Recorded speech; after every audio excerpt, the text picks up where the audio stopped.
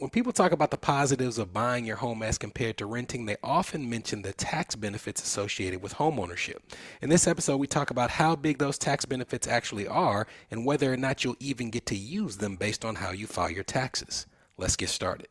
Let's get some money. From New Money, New Problems, it's the New Money, New Problems podcast, a show for successful professionals searching for the tools they need to navigate financial opportunities and obstacles they've never seen. Negotiating compensation, purchasing your first investment property, helping your family with money, the highs and lows of entrepreneurship. New Money brings new problems that require new solutions. Join us as we work through them together. I'm Brenton Harrison, and this is the New Money, New Problems podcast. Hello, my name is Brenton Harrison of New Money, New Problems, and your host for the New Money, New Problems podcast. This episode is going to be the start of a topic that we're going to cover a lot in 2024, but we haven't done as much on it to date, and that is homeownership. For various reasons, I wanted to make sure that when we tackled this topic, we did it in the right way, and not everybody even wants to own a home. So instead of just doing like 6 episodes in a row on homeownership, we're going to kind of sprinkle these in amongst other topics that we have planned on our calendar. But I wanted to make sure that in this episode, we started by talking about the tax benefits associated with homeownership as compared to what you would get when you're renting. And to prepare us for the topic, we have to do a recap of how taxes work in the first place. If you're looking up on screen, we have the tax tables for the tax year 2023. That's what most people are filing right now. We're going to put a link to this in the show notes, but if you're listening, I'll describe it as if you cannot see it. We have talked about the concept of a progressive tax code in this country. And what a progressive tax code means is that not every single dollar that you earn is taxed at the same percentage. The higher your income goes, different portions of your income are taxed at higher rates than others. So when people talk about tax rates, if they say, I pay 22% in taxes, they may be mistaken. What they may be actually saying is my marginal tax bracket is 22%. And that means that the highest portion of their taxable income is taxed at 22%, but the lower portions are taxed at substantially lower rates. And it's also important when you hear that description that you note the term taxable income, because taxable income is not the same as what you earned. For example, if you made $100,000 in salary, you could have a taxable income that is significantly lower than that $100,000, and the taxable income is what's actually applied to these tax brackets. So if you have an idea of how to lower that taxable income, and owning a home is one way in which you can do so, there can be a significant impact in what you pay and on how much income you pay taxes as compared to what you truly earned. You all know I love a good example on the whiteboard, so if you're looking on screen, we have an example up for you. We will again put this in the show notes, but on the screen you have 2 people, left-hand side, right-hand side, and they both earned $100,000 in salary. And before they pay taxes on this income, they're going to access something called above-the-line deductions. Above-the-line deductions are available to anyone, no matter how you file your taxes.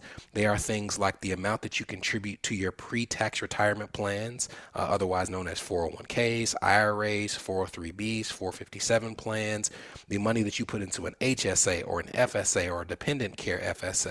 If you're an entrepreneur, half of your employment taxes go to lower your total income as an above the line deduction as well.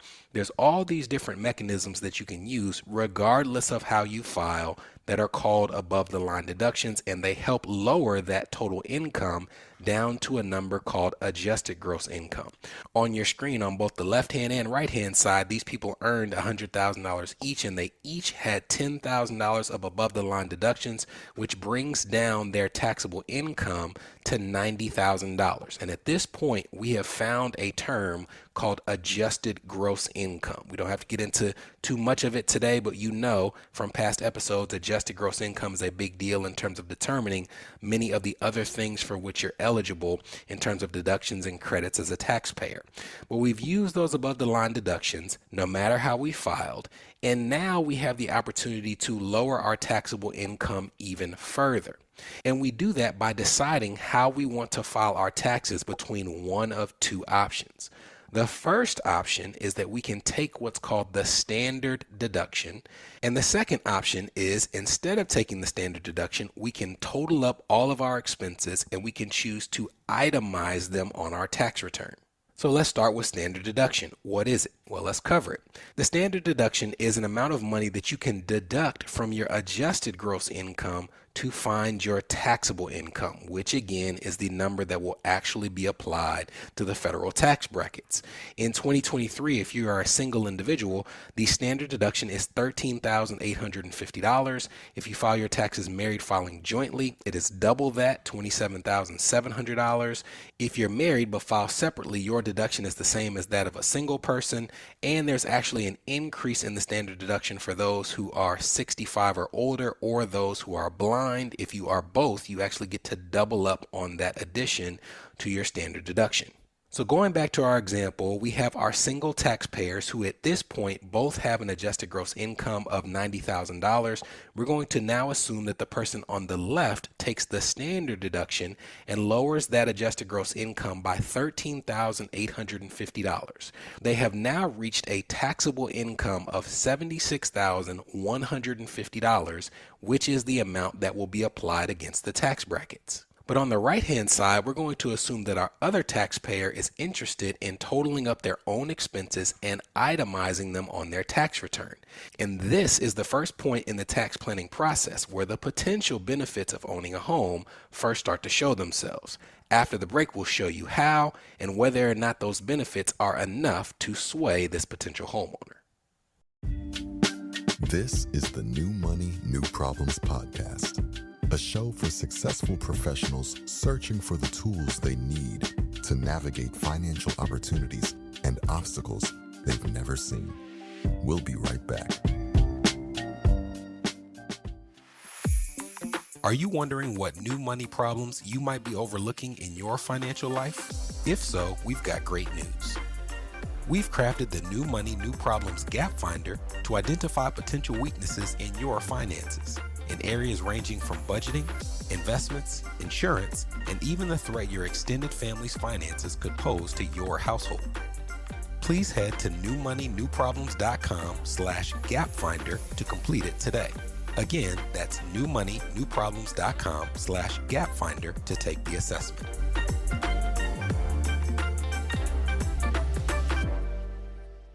You're listening to the New Money, New Problems podcast. Subscribe now at newmoneynewproblems.com. Welcome back. Before the break, we had a taxpayer who chose to, instead of taking the standard deduction, itemize their own deductions on their tax return. And any of the deductions that they use to lower that adjusted gross income are called below the line deductions. They can only be claimed if the person chooses to itemize. They cannot itemize as well as take the standard deduction. If you're looking on screen, there's a form from the IRS called a Schedule A, and this is what you use to list out your itemized deductions on your return. You will see things here like your medical and dental expenses, and medical and dental expenses are something that is tax deductible to the extent that they exceed 7.5% of your adjusted gross income. We talked about how important that term is. So in our example where our taxpayers have a $90,000 adjusted gross income, any of their medical expenses that go above 7.5% of that number can be used as an itemized deduction. You'll also see state and local taxes, and that's talking about things like income taxes that you might pay if you're in a state that charges an income tax or a city that charges a city tax.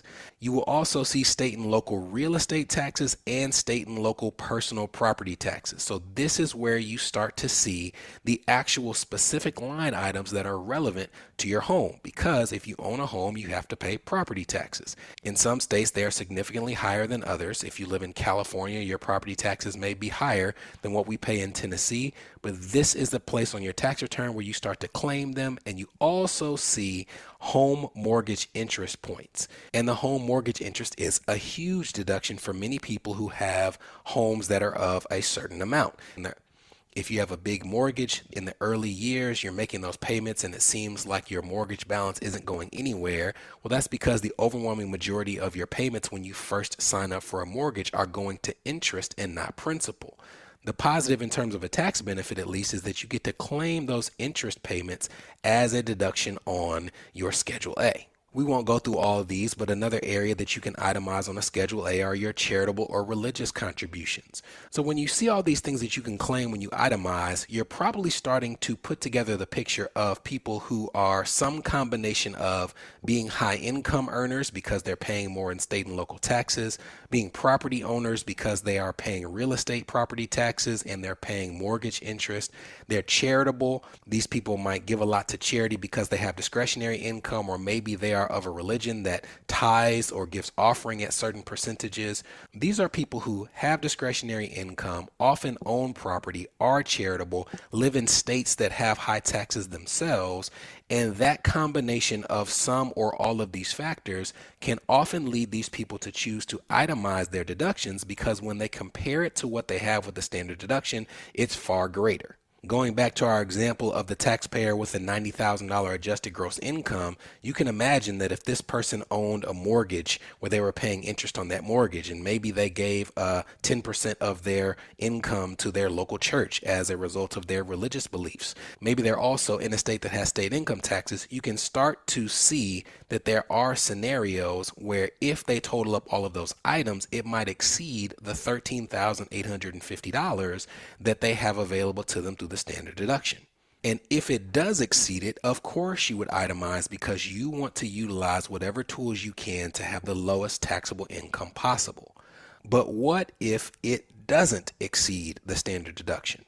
What if you live in a state like Tennessee where we don't have state income tax and our property taxes are relatively low compared to the rest of the country?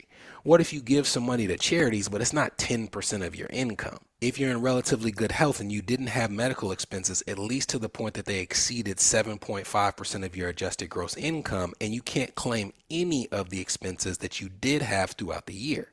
Well, in that case, now we're looking at these things that are available to us. And even if we're a homeowner and we have home mortgage interest and we pay property taxes, it may not be enough for a single taxpayer to exceed $13,000 in the standard deduction. That's over $1,000 a month that you'd have to be paying between those two items.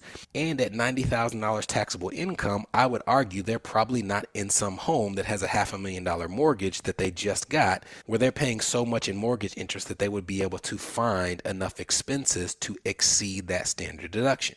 And the ironic thing is that if you're married, because for married couples who file jointly, that standard deduction raises from almost $14,000 to almost $28,000, it's an even higher bar to hit, not just in terms of the expenses associated with your home, mortgage interest, property taxes, and the like, but also your other deductions that you could itemize where you have to clear that $28,000 bar to justify listing them out as opposed to just taking the standard option. But you don't have to take my word for it. Let's look at an example. If you're following along on screen, you're looking at something that's called a mortgage amortization schedule calculator.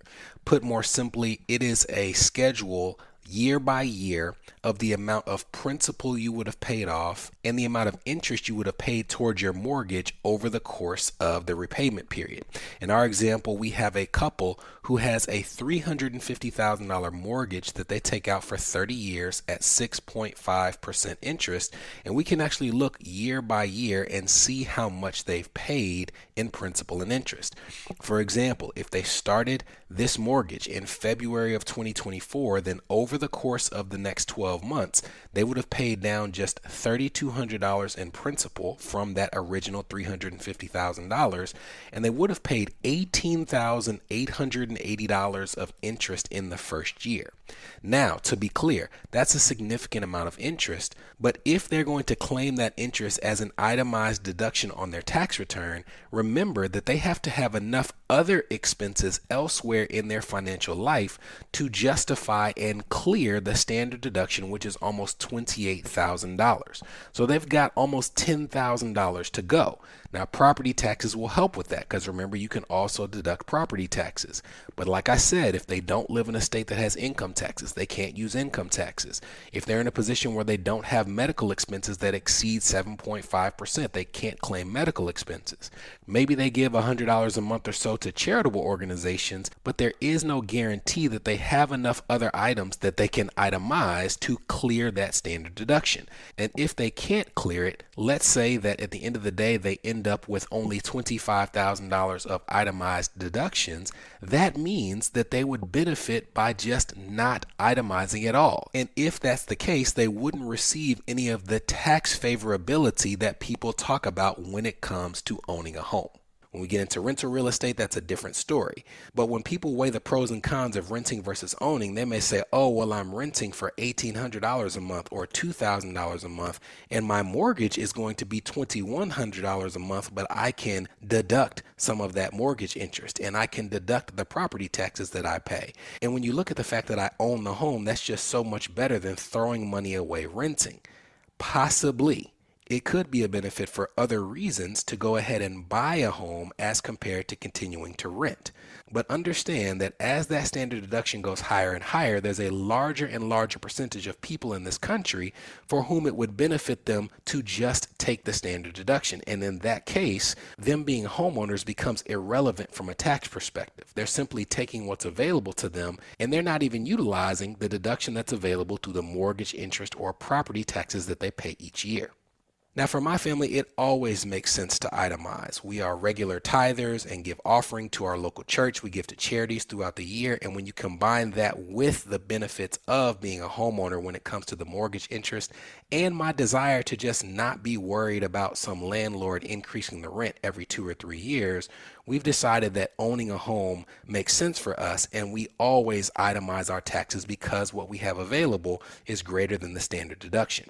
But I hope this episode was helpful in illuminating the fact that it is not as black and white as, oh, I'm owning a home, I get tax deductions, versus I'm renting a home and I don't get tax deductions. It's all about your specific scenario, and understanding how those things come into play can be helpful as you go through the thought process if you're on the fence about buying versus staying put with a place that you may rent. See you next week. From New Money, New Problems, this was the New Money, New Problems podcast, a show for successful professionals searching for the tools they need to navigate financial opportunities and obstacles they've never seen.